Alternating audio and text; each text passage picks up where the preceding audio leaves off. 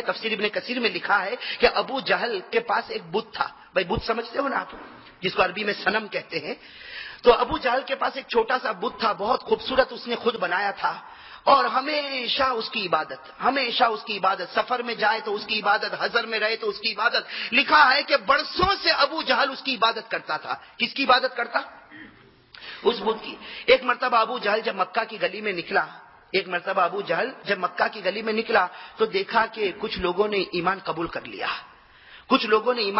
لیا، اور پھر آگے چلا تو اسے خبر ملی کہ محمد اور ان کے ساتھی صلی اللہ علیہ وسلم ہمارے بتوں کی برائی بیان کرتے ہیں. بس ابو جہل کو بڑا غصہ آیا. بھائی وہ تو عرب کا سردار تھا، امیر تھا.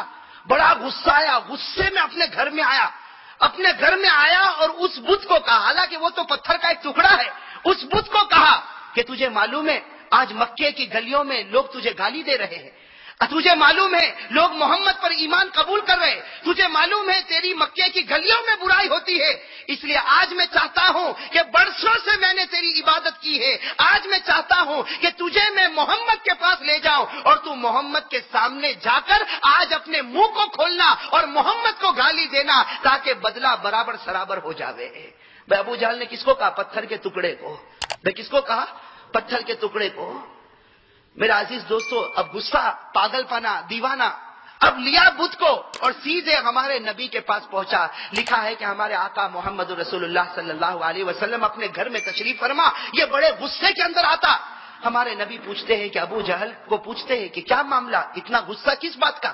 ہمارے نبی پوچھتے ہیں کہ اتنا غصہ کس بات کا؟ تو ابو جہل نے کیا جواب دیا؟ ابو جہل نے کہا کہ یہ میں بت کو لے کر آیا ہوں. یہ بت کو میں لے کر آیا اور اس لیے لے کر آیا ہوں تاکہ یہ آج آپ کو گالی دے گا، آپ کی برائی بیان کرے گا. میرے بھائیوں، روایت میں لکھا کہ ہمارے نبی مسکرائے. ہمارے نبی مسکرا اور ابو جہل بڑے غصے میں اس بت کو کہتا جلدی گالی دینا شروع کر. لکھا ہے روایت میں کہ اس بت نے ہلنا شروع کر دیا. بھائی اس بت نے کبھی دائیں طرف جھکا، کبھی بائیں طرف جھکا. اب ابو جہل جیسے دیکھا وہ بت ناچتا، اس نے بھی ناچنا شروع کر دیا. ابو جہل نے بھی ناچنا شروع کر دیا کہ اب میرا بت بولے گا. لکھا ہے کہ تھوڑی دیر میں اس بت کے اندر سے آواز آئی. تو کیا آواز آئی؟ اشہد ان لا الہ الا اللہ واشہد ان محمد رسول اللہ. اور پھر کیا کہا اس بت نے؟ وہ سننا میرے بھائیو. اس بت نے کہا قد افلح من زکا محمدا وقد خاب من دسا محمدا.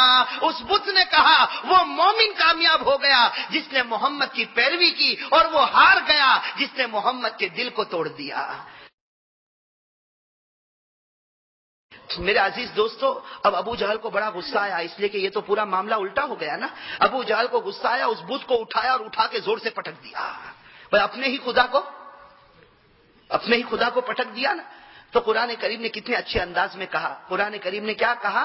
ارأیت من اتخذ الہہ ہواہ وَأَضَلَّهُ اللَّهُ عَلَىٰ عِلْمٍ. اللہ تبارک و تعالیٰ نے فرمایا کہ ارے اس پاگل کو دیکھو، اس نے خدا اس کو بنایا جو اس کی مرضی کے مطابق چلے. میں خدا اس کو بنایا جو اس کی مرضی کے مطابق چلے. جب تک اس کی مرضی چلتی تھی یہ بت کے سامنے جھکتا تھا، آج اس کی مرضی ختم ہو گئی تو اسی بت کو توڑ کے ختم کر دیا. تو میرا عزیز دوستو، بتانا یہ ہے کہ ہمارے آقا محمد رسول اللہ صلی اللہ علیہ وسلم کی پیروی اور ان کی سیرت پر چلنا یہ ہم سب کے لیے ضروری ہے.